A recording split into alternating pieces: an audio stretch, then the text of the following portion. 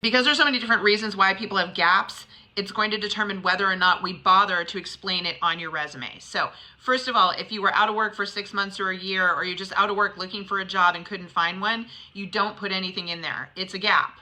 But let's say you were on sabbatical. Let's say you actively chose to step away from the workforce to do something else. Sabbaticals would be appropriate, especially if they were over a year long. So if you took a sabbatical to care for aging parents, if you took a sabbatical to raise children, if you took a sabbatical to travel abroad or do something different or get a degree, whatever it is, an intentional period of time can be deemed a sabbatical. And you could absolutely put that on there as sabbatical, but you keep the bullet points short. You don't try to over-explain it.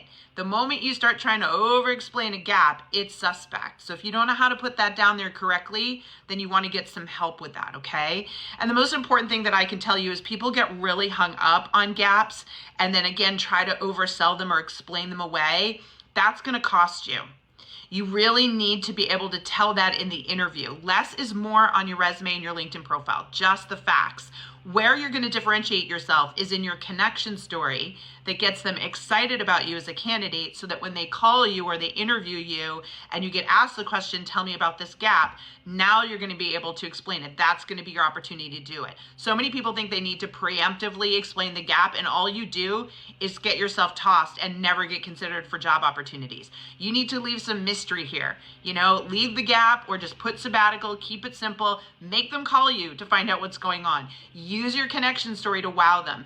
And that is how you get the call and are able to answer the question and move past the gap, all right? And I know this because I've counseled thousands of people on gaps, 6-month gaps, year gaps, 3-year gaps, 4-year gaps, have helped them all get hired using these simplified techniques, okay? So if you want to learn more about that, you know what to do. Come join us over at Work It Daily. We have a 7-day free trial of our job search career coaching platform so you can see how it works and make sure it's a fit for you. And that way you could get instant access and start learning about all these things like how to fix your resume when it comes to gaps, okay?